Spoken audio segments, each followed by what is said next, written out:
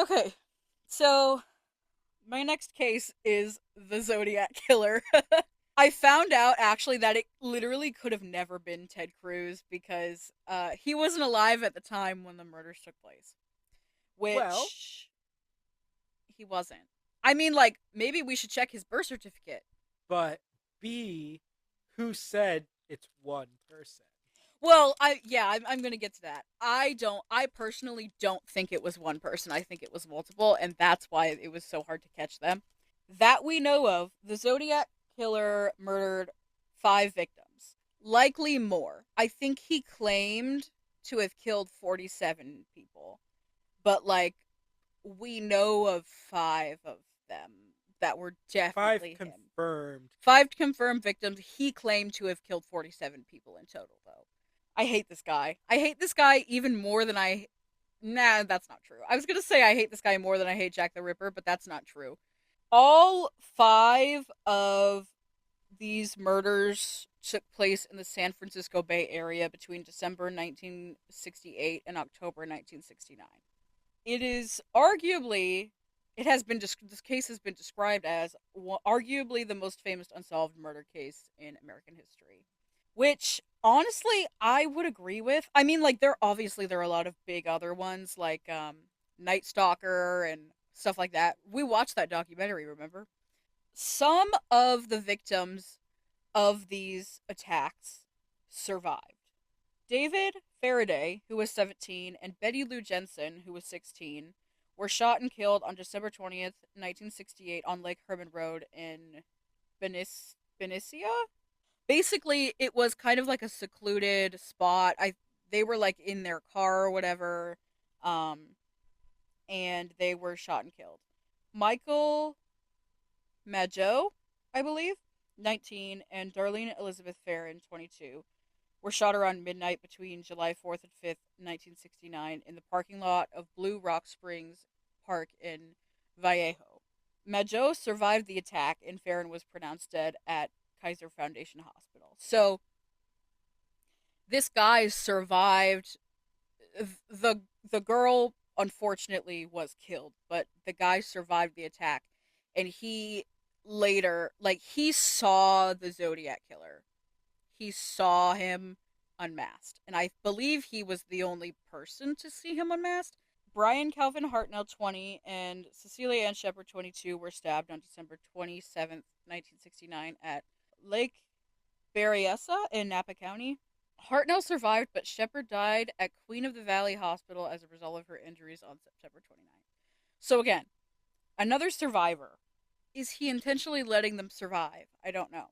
And then Paul Stein, 29, was shot and killed on October 11th, 1969, in the Presidio Heights neighborhood of San Francisco. From 1969 to 1974, the Zodiac mailed heavily misspelled letters and ciphers to law enforcement and media outlets. Some letters began, "This is the Zodiac speaking," and were signed with a symbol resembling the crosshairs of a gun sight, so like a circle with the cross. 4 of the mailings had a cryptogram enclosed. 2 have been solved in 1969 and 2020. The letters were postmarked in San Francisco and Pleasanton. The whole cryptic cipher thing really freaks me out, by the way. Because, I mean, people have been trying to decipher and decode the Zodiac, like his symbols, forever. He said something crazy about the Exorcist in one of the letters. But I think I'll get to that later. Okay. There were like letters that you could actually like there were letters that were not in cipher or not in code. Mm-hmm. And there's also like fragments. I'm like looking at fragments of some of them right now. And I believe a lot of these also have full letters that go along with them. But he famously referred to The Exorcist as like a sarcastic comedy. Let's circle back and go to the first victims. After this, like, he was not yet deemed as a serial killer yet because it's after, I believe it's after 3 murders tied back to the same person that Mm-hmm. before they deemed it a serial killer. So, the first murders retroactively attributed to the Zodiac were the shootings of high school students Betty Lou Jensen and David Arthur Faraday. So at 8:30 p.m., Faraday picked up Jensen, and the couple visited one of Jensen's friends. Sometime after 9 p.m., they drove to the outskirts of Vallejo and parked at a lover's lane on Lake Herman Road, just inside Benicia city limits. Between 10:15 and 10:30 p.m., a passing motorist noticed the couple parked on a gravel runoff near the gate to a water pumping station. They were spotted again at 11 p.m. Between 11:05 and 10 p.m., Faraday and Jensen were attacked. Police determined that their assailant parked his vehicle about 10 feet alongside the passenger side of Faraday's car. He fired several shots at Faraday's car as he walked around to the driver's side. None of the shots hit Faraday and Jensen. The couple scrambled to get out through the passenger door. Jensen succeeded. As Faraday was exiting, the killer shot him in the head with a .22 caliber rifle. The assailant chased Jensen as she fled, firing 6 shots at her back. Only one missed. Police theorized that the whole attack took 2 to 3 minutes. At 11:10 p.m., a motorist spotted the couple's bodies and alerted police. Jensen was dead. Faraday was still breathing. He died at the hospital. There were no witnesses and no usable tire or footprints. The only motive the police could deduce was a madman wanting to kill. Despite an intense investigation in the following months, no viable suspects emerged. The murders were extensively covered by the media. I'm not going to go over every single one, but Mm-hmm. that one, this one, and maybe the one after that. Just because, especially in this second one of them was survived. So this is the Blue Rock Springs murder. Darlene Farron, 22, and Michael Mageau, 19, were shot shortly after midnight on July 4th, 1969. Farron was popular in Vallejo due to her job at a local restaurant where she met Mageau. On July 4th, they went on a date despite the fact that Farron was married. Oh. After 11:30 p.m., Farron received a phone call at her house. She arrived at Mageau's house around 11:50 p.m. Immediately after leaving Mageau's house, the couple noticed they were being followed by a man in a light-colored car. Farron drove out of Vallejo in the direction of Lake Herman Road. Shortly before midnight, she turned her car into an empty parking lot at Blue Rock Springs Park. This was another lover's lane located just 2 miles from Lake Herman Road. Farron either parked or stalled 70 feet from the lot entrance. Another vehicle was parked about 80 feet to their left. The driver turned his headlights off and sat motionless. Mageau asked who the driver was. Farron told him not to worry. The stranger abruptly tore away from the parked couple. 5 minutes later, the stranger returned, parked a few feet next to Mageau's side of the car, and got out. He shone a flashlight into Farron's car as he approached. Assuming he was a police officer, the couple rode down Mageau's window. Without speaking, the stranger fired a 9mm pistol into the car.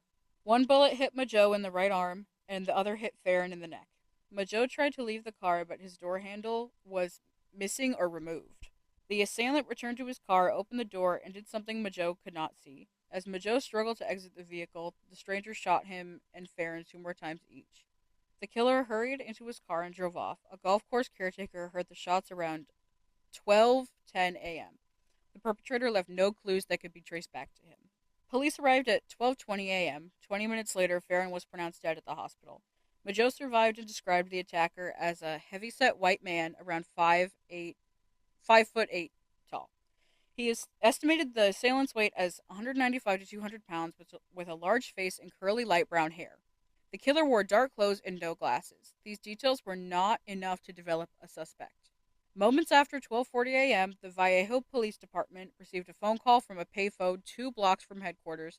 The man on the other end of the line said, "I want to report a double murder. If you go 1 mile east on Columbus Parkway to the public park, you will find kids in a brown car. They were shot with a 9mm Luger. I also killed those kids last year. Goodbye." Bam. Ugh, ugh. Goosebumps. Yeah, yeah. I would like to state that both of those murders took place in a really similar spot. Apparently, some people speculated that Darlene Farron knew him. Like there's also another telling of the story where Farron and Mageau were chased, and they only stopped it when their car hit a log and stalled. I'll kind of go into the first letters from the Zodiac Mm-hmm. because I feel like that's what he's definitely most famous for that.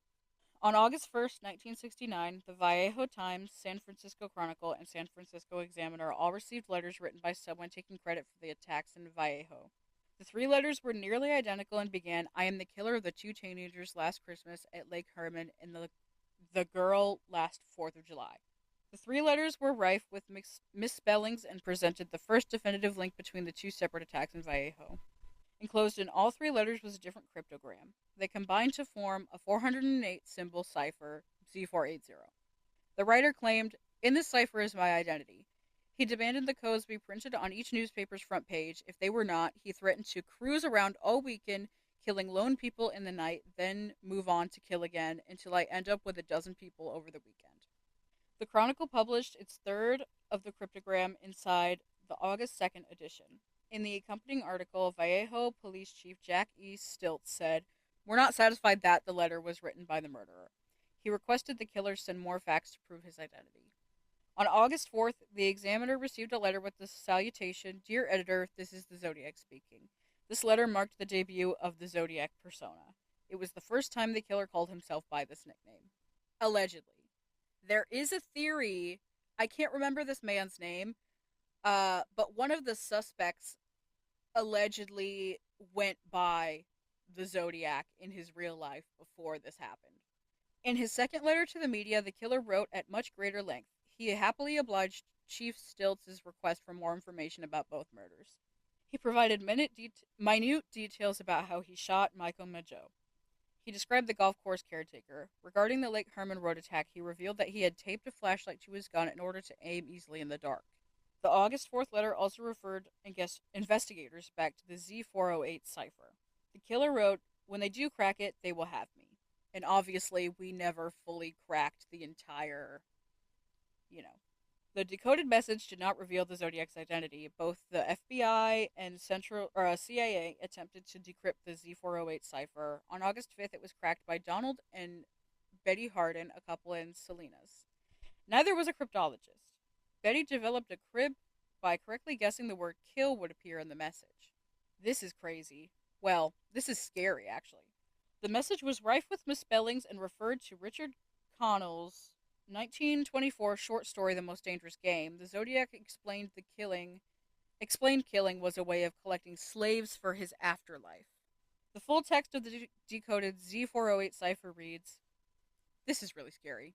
I like killing people because it is so much fun. It is more fun than killing wild game in the forest because man is the most dangerous animal." By the way, already misspelled half these words. "Of all, to kill something gives me the most thrilling experience. It is even better than getting your rocks off with a girl. The best part of it is that when I die, I will be reborn in paradise, and all the I have killed, word for word, will become my slaves. I will not give you my name because you will try to slow down or stop my collecting of slaves for my afterlife." And then there's a word that is just a whole bunch of letters that I don't know what it means. Vallejo Police Department asked a psychiatrist at the California Medical Facility in Vacaville, I think that's pronounced, to analyze the Zodiac's message. The doctor concluded the writer felt omnipotent based on his fantasy about collecting spiritual slaves. The analysis described the Zodiac as someone you would expect to be brooding and isolated. The psychiatrist speculated the killer's praise of murder over sex could be an expression of inadequacy. I don't like this. It's really scary. Also, all of the police sketches of him are really, really terrifying. On November 8th, the Zodiac mailed in 1969. The Zodiac mailed a card with a 340 character cryptogram, Z340, to the Chronicle. He asked for his code to be printed on the front page. It remained unsolved for 51 years. One cryptologist ranked Zodiac's unsolved ciphers second only to the Voynich manuscript. Zodiac ciphers were crowdsourced through a variety of websites, which led to gradual breakthroughs. Z340 was deciphered by an international team of private citizens on December 5th, 2020. The cryptology group included American software engineer David Aranchak, Australian mathematician Sam Blake, and Belgian programmer Jaro Van Eyck. Using a program made by Van Eyck called AZ Decrypt, the team ran 650,000 possible solutions for the cipher until the program came up with the best possible encryption key. In the decrypted message, the Zodiac denied being the Sam who spoke on AM San Francisco and explained that he was not afraid of the gas chamber because it will send me to paradise all the sooner. The team submitted their findings to the FBI's Cryptographic and Racketeering Records Unit, which verified the decryption and concluded the decoded message gave no further clues to the Zodiac's identity. Subsequent analysis confirmed the Z340 decryption using unicity distance as a measure. The decoded Z340 cipher included the usual Zodiac respellings. I hope you are having lots of fun, I think he means, and trying to catch me. That wasn't me on the TV show, which Bringo up a point about me. I am not afraid of the gas chamber because it will send me to paradise all the sooner. Because now I because now is what he wrote. Have enough slaves to worship? Werv? WORV. For me, work for me, where everyone else has nothing when they reach paradise, so they are afraid of death. I am not afraid because I know that my new is life will be an easy one in paradise death. On November 9th, the Zodiac mailed a 7-page letter to the Chronicle. In his postscript, he claimed he was stopped and questioned by two policemen 3 minutes after he shot Stein. He threatened to blow up a school bus and included a diagram of the bomb. Zodiac boasted police would never catch him because I've been too clever for them. For the remainder of 1970, the Zodiac continued to communicate with authorities and the press by mail. In a letter to the San Francisco Chronicle, postmarked April 20th, he wrote, "My name is." It was followed by a 13-character cipher Z13, which has not been definitively solved. So Z13 is the one where that's where we get a couple of suspects. One cryptologist solved Z13 as Alfred E. Newman. The San Francisco Police Department had investigated an estimated 2,500 Zodiac suspects by 2009, a half dozen of whom are seen as credible. Richard Grinnell, who runs the website Zodiac Ciphers, stated in 2022 that there are probably 50 or 100 suspects named every year. The only man ever named by the police as a suspect is Arthur Lee Allen, a former elementary school teacher and convicted sex offender who died in 1992. Allen denied being the Zodiac. Allen had been interviewed by police from the early days of the original investigation and was the subject of several search warrants over a 20-year period. In 2007, Graysmith noted that several detectives described Allen as the most likely suspect. In 2010, Toshi stated that all the evidence against Allen ultimately turned out to be negative. Other suspects seen as viable include Earl Van Best Jr., Gary Francis Post, Giuseppe Bevilacqua, I think. Lawrence Kane is who I was thinking of. Paul Dorr, Richard Gaitowski, and Richard Marshall. The Zodiac case has been called the most famous unsolved murder case in American history. The weirdness of the spree has sustained international interest for years. The decoding of cipher Z408 by the Hardins prefigured the role amateurs would play in the life of the case. A cottage industry of zodiologists sprung up in the wake of the killings. They try to solve the case and have informal annual meetings. Theories about the Zodiac's identity are rampant. In Zodiac, I think is a movie, a documentary. Graysmith refers to Arthur Lee Allen as Robert Hall Starr to protect his identity to avoid litigation. In 2002, Graysmith wrote directly about Allen in Zodiac Unmasked. Attributing victims to the Zodiac is also a popular pastime. One zodiologist has persistently claimed to also be a target of the killer. Since 2013, accusing United States Senator Ted Cruz of being the Zodiac killer has become a popular internet meme. Correct. But he wasn't alive during this time. So that was my number one theory because Ted Cruz is an asshole. The Zodiac also spawned copycat killers like Heriberto Seda in New York City and Shinichiro Azuma in Japan. Seda actually called himself the Zodiac. In 2021, an anonymous author sent letters to media outlets in Albany using the Chinese Zodiac killer sobriquet. My theory is that it was more than one person. I almost think that one person actually committed the murders and another person wrote the letters. And like I don't really have like a substantial reason why I think that. We have like a rough description of the guy, right? But none of the composite sketches look like the description that was No. given of him.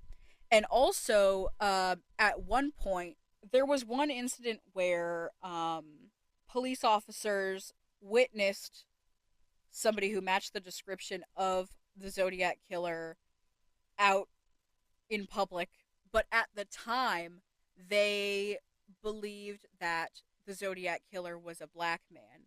And so they paid it no mind. They did not even question this guy. They did not apprehend him. Like literally matched the description exactly, except they thought that he was a black man at the time. So they did nothing about it. That's what I have. I just like, it's mind boggling It is. that there are these ciphers out there that FBI and CIA still can't crack.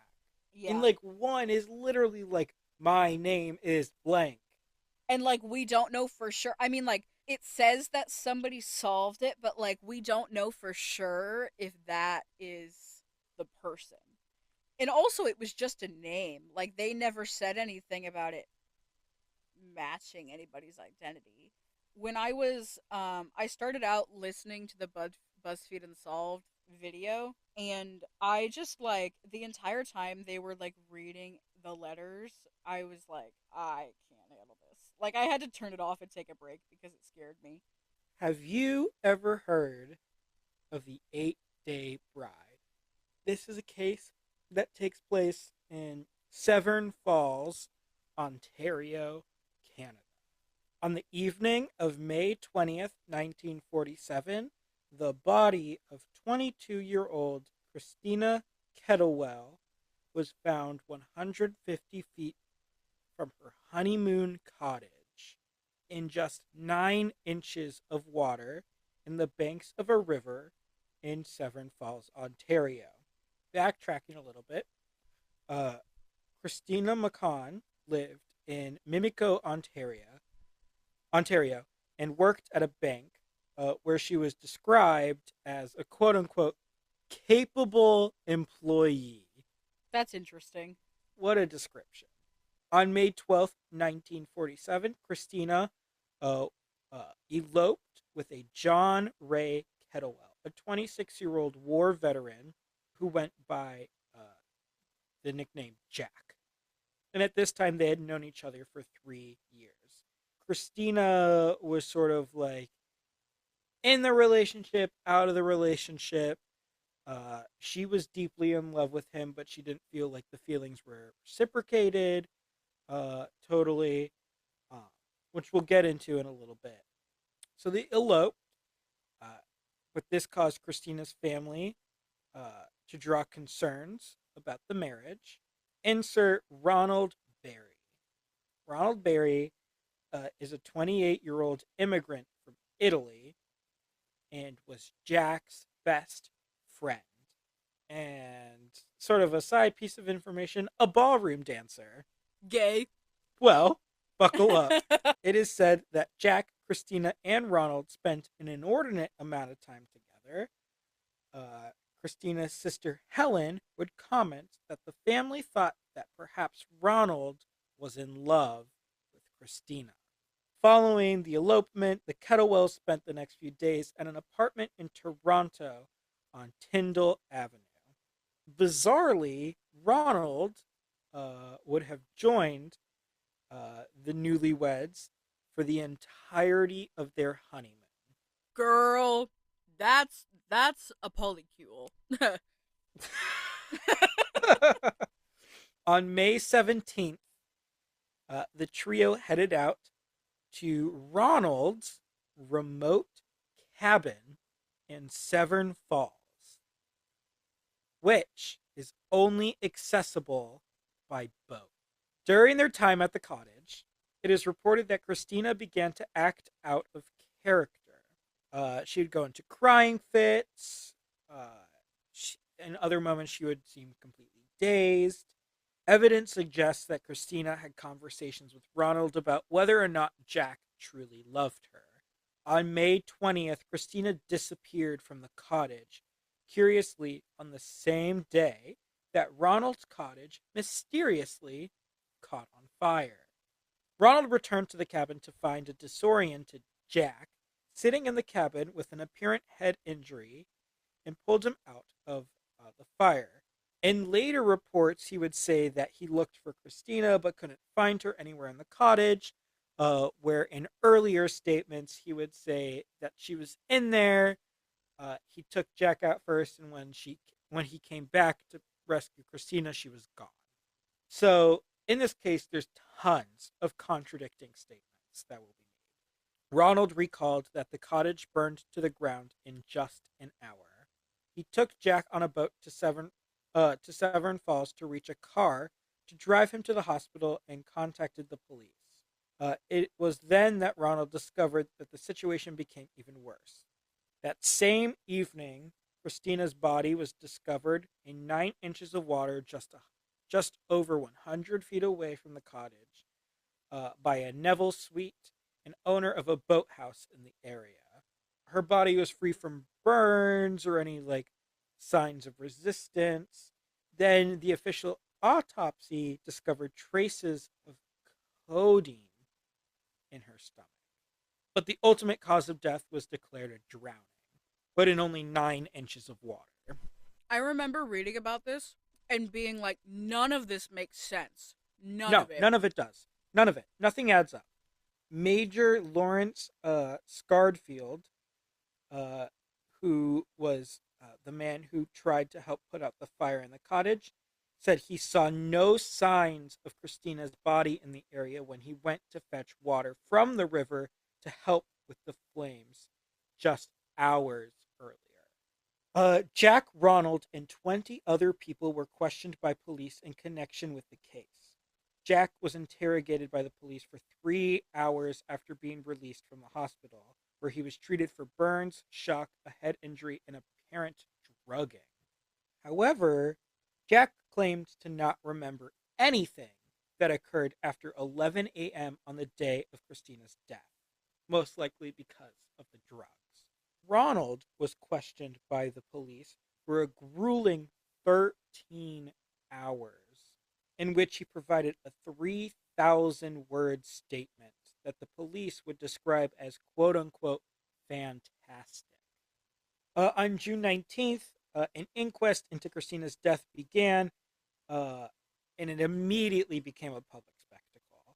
Not only was the courtroom packed, but the grounds outside, with some even approaching Jack and Ronald, the main witnesses, for their autographs. Now, at this time, neither Jack nor Ronald are or will ever be tried for murder. It is simply just a court case to determine whether foul play Was involved. was involved. But this goes back to women's and just people's fascination with serial killers and finding them attractive. Which, by the way, also happened with the Zodiac Killer and the Night Stalker, and probably Jack the Ripper. Now, why the highly sensationalized investigation uncovered many interesting bits of information, the jury of the inquest ultimately could not agree on whether Christina's death was the result of foul play or not. Their statement was, due to the fact that the post-mortem examination disclosed codeine in the stomach of the deceased, and due to the suspicious fact that she was found drowned, this jury is unable to decide on the evidence given whether or not foul means were employed in her death. Jack and Ronald were then cleared, as there was no evidence implicating either of them in the death. But their relationships to both Christina and each other were thoroughly exposed in the process. The police reports claimed that there were signs and evidence that Christina was very distressed by the unnatural conduct of her husband and Barry, Ronald. Told you. Here are the handful of theories. The first one is it was not actually a murder, uh, but suicide. Christina may have been dealing with mental illness and killed herself. The largest piece of evidence, or I should say, pieces of evidence, are several suicide notes written prior to her untimely end that were uncovered during the inquest. The first one, that was written on Easter Sunday before the engagement and about 5 weeks before the wedding, was addressed to Ronald. In it, she writes that she tried to poison herself and talks about the uncertainty of receiving a proposal from Jack. In it, she claims this will be the best way out, as I cannot bear to see another girl have him. Jack recalls Christina being sick that day, but claimed in his testimony that he was unaware of the suicide note. Another suicide note was written at the end of April. This time, her intention, as detailed in the note, was not only to kill herself, but Jack as well. In this note, also addressed to Ronald, she wrote, "When you love someone, you really love him, and I know there is no one for me but Jack, and if I cannot have him, I do not intend anyone else to. I waited, as you might say, in the hope that Jack would ask me to marry him, but I now realize I am just a passing fancy." The last note was written days before she died, addressed to a Mrs. Thomas, who owned a home in Mimico. So, Mrs. Thomas was the owner of the house that Christina and Jack stayed in for a little bit during their engagement. They were renting from her. Once the letter was written, Christina asked Ronald to mail the letter for her, which he never did. In the letter, she writes, "Ronnie is in the boat outside somewhere. By the time he gets back, everything will be all over with. He must have been afraid something would have happened because he is staying an extra day to make sure we go back to Toronto with him." Now, it was confirmed by handwriting experts that all three letters were signed by Christina. Ronald apparently held on to all the notes from Christina, but had never told Jack about them until the inquest. What's notable about this is the fact that of all the things Ronald chose to save from the burning cottage were these letters, where all of his possessions and apparently his closest friends were, he chose to save suicide notes, That's a little weird. leading into the fact that Jack and Ronald might not be so innocent. The first bit of evidence is that uh, a couple of insurance policies were purchased right before Christina's death. Jack took out two separate life insurance policies on himself and Christina before their marriage. Each $5,000 Canadian dollar policy contained a double indemnity clause, which would allow the beneficiary to collect twice the amount if the cause of the death was accidental, which would have been worth around 200,000 US dollars today. Strangely, Ronald was the beneficiary listed on both policies. Now, it would have made sense if, like, maybe Ronald was listed for Jack, but Christina's was also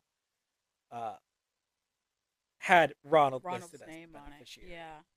Now, not only this, but Ronald also took out a 5,000 Canadian dollar insurance policy on his cottage. And on it, Jack was listed as the beneficiary. It should be noted that Ronald had failed careers in both construction and insurance.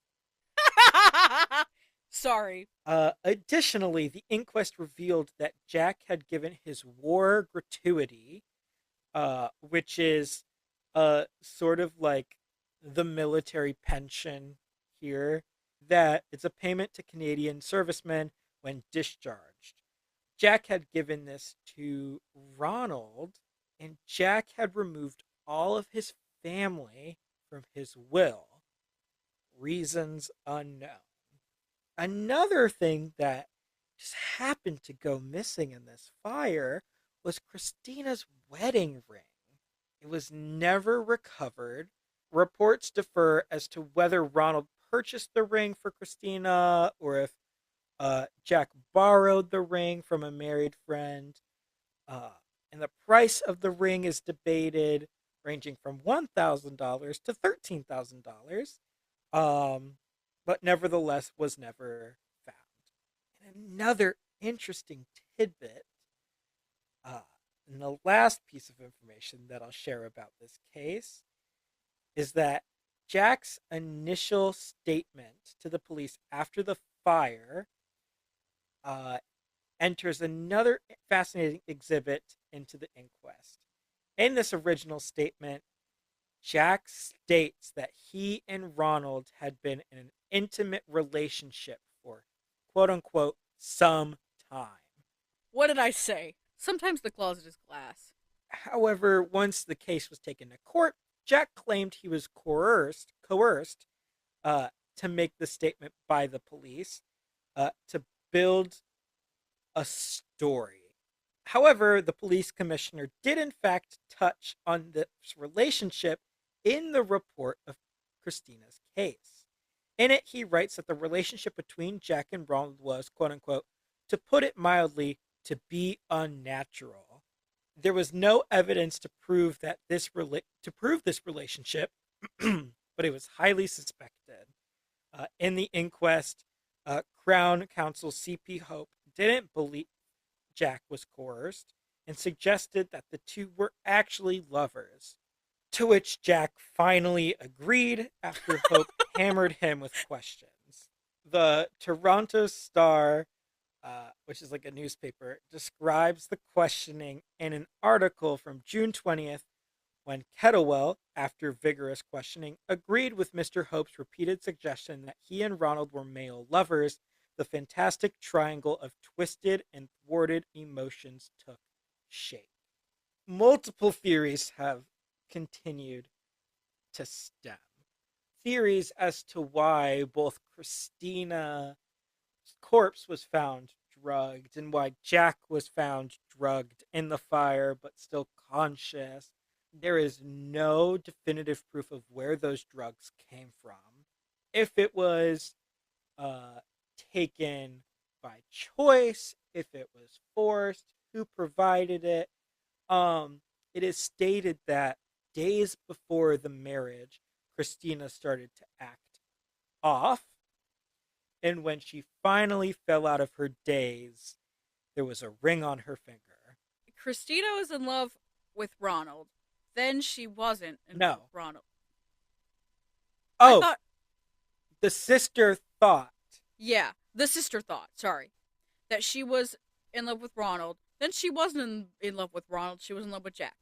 But then Jack was in love with Ronald, but we're not sure who Ronald was in love with. I think it's possible that it was a failed murder suicide. Ronald had those letters, right? So Yes. if he had those letters, he would have known that she wanted to commit murder suicide. So maybe he was like, okay, like, this is perfect. She wants to commit murder suicide, so we're going to let her kill herself and we'll be able to escape unscathed and live happily ever after? Question mark? Yeah, she would commit the crime. I mean, if they had knew about it, I think that's conspiracy. Because there's a couple of things that this could be. It could be they just let her do it, Yeah, and then escape. or they let something that written on paper be the cover for a more gruesome act. So was it a crime? No one will truly know. How did the fire start? I think she was. The issue is she had so many mental health issues in the first place, Yeah, and the fact that she isn't alive to ask questions, yeah. that we'll never truly understand the mental state she was in. That's true, especially if she was on drugs. Mm-hmm. or like had been on drugs so much that her brain was fried. Because you know how there's like that stereotype of like housewives in the 50s or like stoners in the 70s, like not really like they're not all there because they did so many drugs and smoked so much weed, and they Mm. like forget stuff and like come back and are lucid. And it could have been that kind of situation also, where she was so mentally ill that there were like a lot of substances and drugs going on, and she just was not all there. Like Yeah. I kind of feel like she wanted to die anyway, but she was like, I have to She make these wrote guys three stop. letters. She was ready. Yeah, yeah. I also understand how she would want them to go down with the ship even if they didn't die. Like it just doesn't make any sense. Like there are so many parts of it that like don't make any sense, and like the motives are all like mixed up and convoluted and stuff. It's crazy. Mm. Jack the Ripper is one of the most infamous serial killers in history. He was active in and around the impoverished Whitechapel district of London, England in 1888. Attacks ascribed to Jack the Ripper typically involved women working as prostitutes who lived in the slums of the East End of London. Their throats were cut prior to abdominal mutilations. The removal of internal organs from at least three of the victims led to speculation that their killer had some anatomical or surgical knowledge.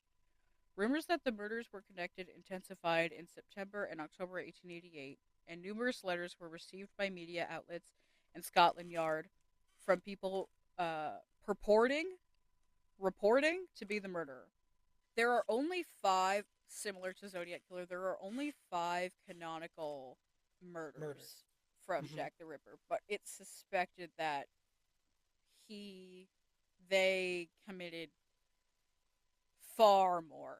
Like, far more. So, and those five victims are referred to as the canonical five. The name Jack the Ripper originated in the Dear Boss letter written by someone claiming to be the murderer, which was disseminated in the press. Another, the From Hell letter, was received by George Lusk of the Whitechapel Vigilance Committee and came with half a preserved human kidney, reportedly taken from one of the victims. So I'm actually going to read these letters. The Dear Boss letter was written in red ink and was 2 pages long and contained several spelling and punctuation errors. The overall motivation of the author was evidently to mock investigative efforts and to allude to future murders. Dear Boss, I keep on hearing the police have caught me, but they won't fix me just yet. I have laughed when they look so clever and talk about being on the right track. That joke about leather apron gave me real fits. I am down on whores, and I shan't quit ripping them till I do get buckled. Grand work the last job was. I gave the lady no time to squeal. How can they catch me now? I love my work and want to start again. You will soon hear of me with my funny little games. I saved some of the proper red stuff in a beer bottle over the last job to write with, but it went thick like glue, and I can't use it. Red ink is fit enough, I hope. Ha ha.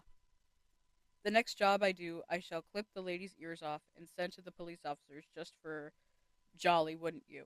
Keep this letter back till I do a bit more work, then give it out straight. My knife's so nice and sharp, I want to get to work right away if I get a chance. Good luck. Yours truly, Jack the Ripper. Don't mind me giving the trade name. P.S. Wasn't good enough to post this before I got all the red ink off my hands. Curse it. No luck yet. They say I'm a doctor now. Ha ha. All written in red ink, which he originally intended to be blood, but Blood. the blood went too thick, so he couldn't write with it. What did he say? It thick like what?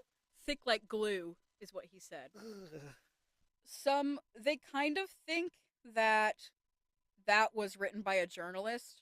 The murder of Marianne Nichols on August 31st, 1888 resulted in increased media attention focusing on the suspect known as the Whitechapel murderer and later Leather Apron. The grotesque mutilation upon Nichols and later victims was generally described as involving their bodies having been ripped up, and residents spoke of their worries of a Ripper or High Rip gang.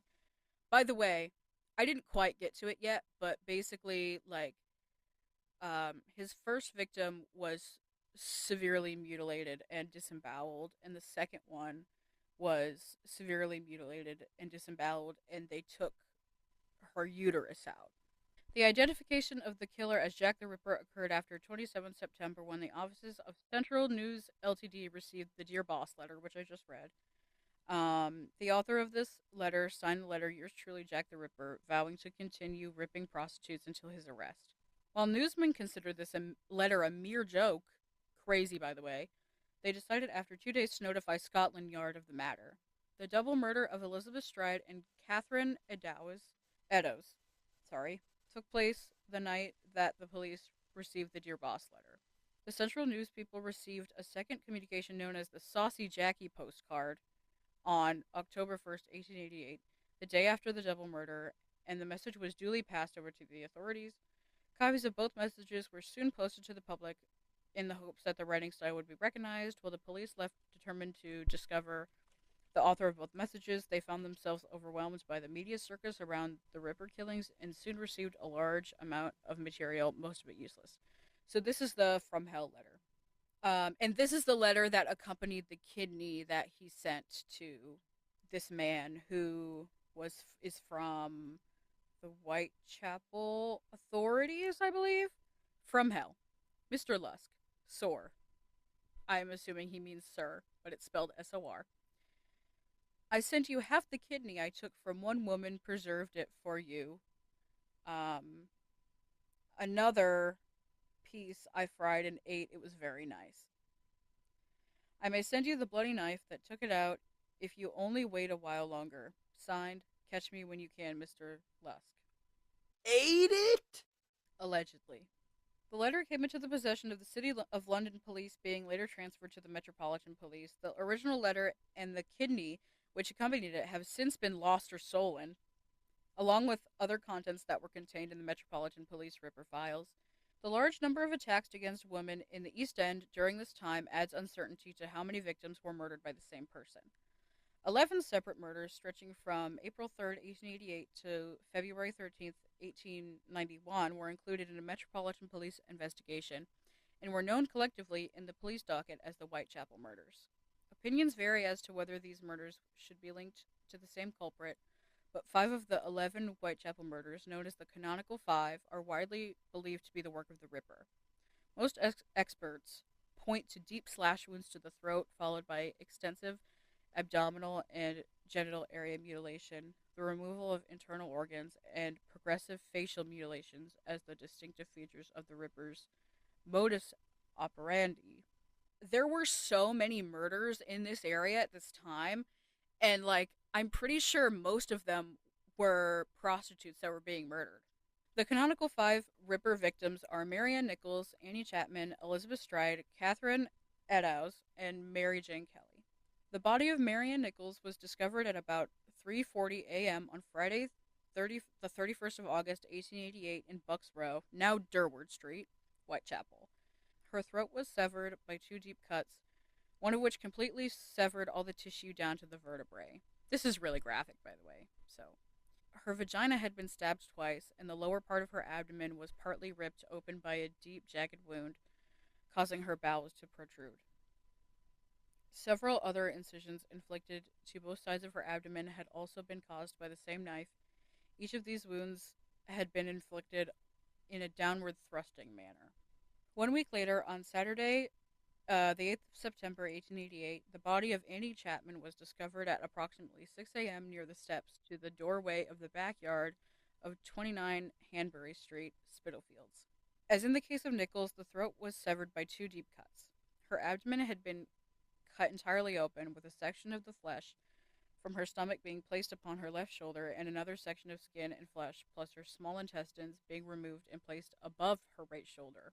Chapman's autopsy also revealed that her uterus and sections of her bladder and vagina had been removed. They don't know where they went. They were just removed, meaning whoever did it took the Ripper took them.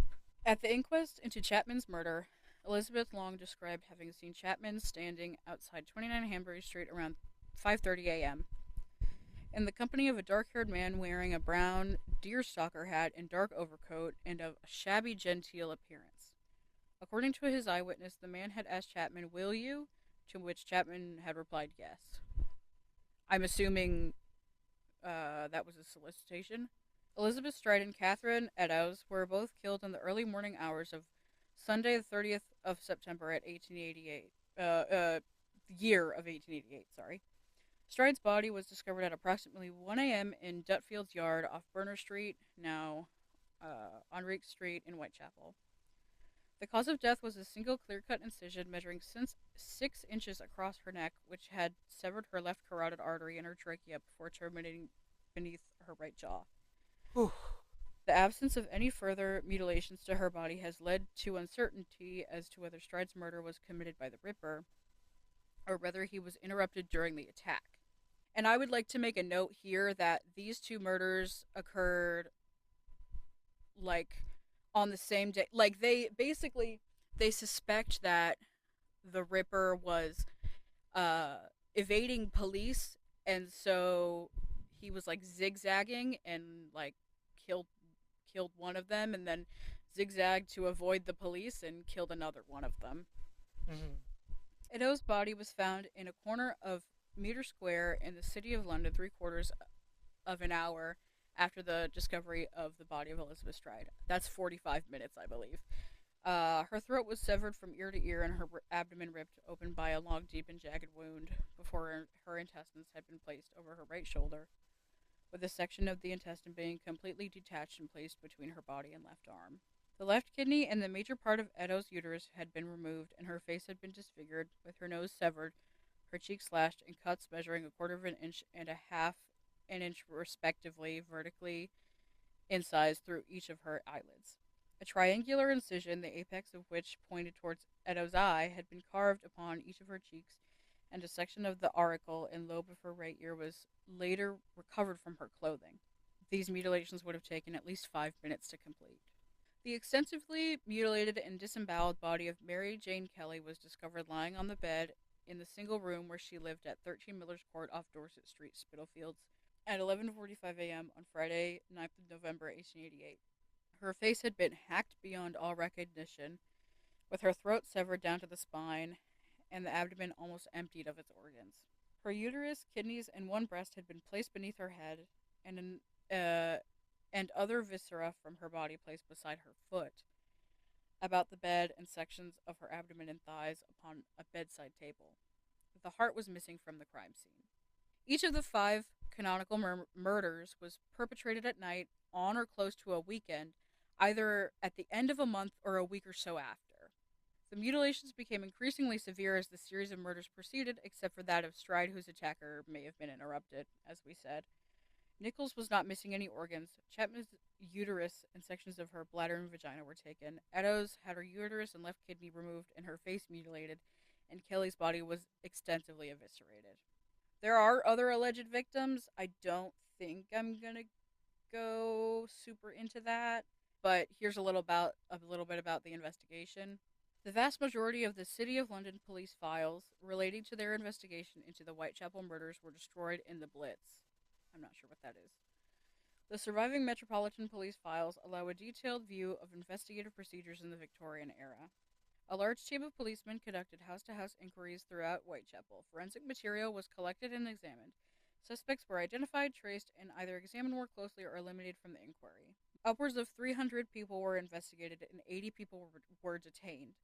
Following the murders of Stride and Eddowes, the Commissioner of the City Police, Sir James Fraser, offered a reward of £500 for the arrest of the Ripper. Butchers, slaughterers, and surgeons and physicians were suspected because of the manner of the mutilations. A surviving note from Major Henry Smith, acting commissioner of the city police, indicates that the alibis of local butchers and slaughterers were investigated, with the result that they were eliminated from the inquiry. Some contemporaneous figures, including Queen Victoria, thought the pattern of the murders indicated that the culprit was a butcher or cattle drover on one of the cattle boats. Whitechapel was close to the London docks, and usually such boats docked on Thursday or Friday and departed on Saturday or Sunday. The cattle boats were examined, but the dates of the murders did not coincide with a single boat's movements, and the transfer of crewmen between boats was also ruled out. They thought possibly the killer, as I've said, was possibly a physician or an educated upper class man, an aristocrat, And the reason that they thought that it could have been like a wealthy man or aristocrat that was like the murders happened usually on the weekends, like late at night. And so they were like, well, it's possible that they worked all day during the day and did it at night, which, you know, the term ripperology was coined to describe the study and analysis of the Ripper case in an effort to determine his identity, and the murders have inspired numerous works of fiction. There's also a theory that it was someone who was linked to the monarchy, and Queen Victoria covered it up. Some people think that Jack the Ripper was a woman. I don't know if it would explain, actually, but like the knowledge of like the female anatomy. Depends on her profession. Yeah. She's a nurse. Yeah. I don't think I agree with it. Like, I mean, I guess there's the possibility that her husband was going out and like seeing prostitutes and that's why she did it. There's multiple cases to be made. Yeah. But I also understand that it wouldn't line up. For me, it doesn't time necessarily. Well, and for me, it doesn't make sense because of the letters. The letters to me seem very misogynistic. Oh, it's also worth noting that he was incredibly anti-Semitic. That I honestly don't have a concrete theory. I just think that it's disgusting. I feel like we really underplay how bad it was.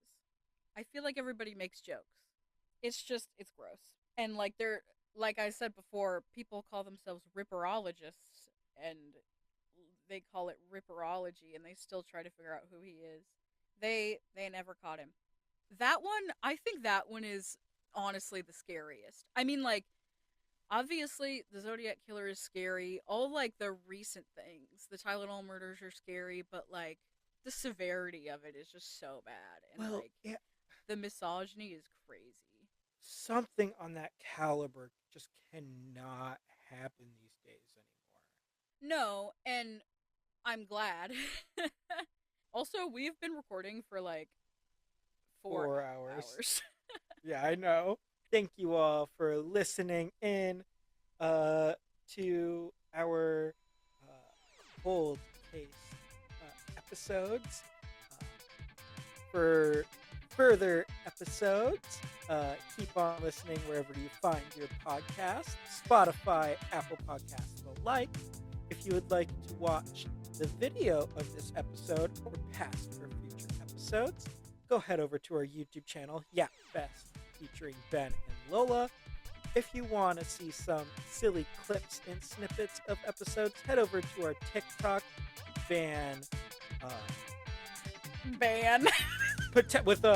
before the potential ban, once again, head over to our TikTok, yapfest.podcast.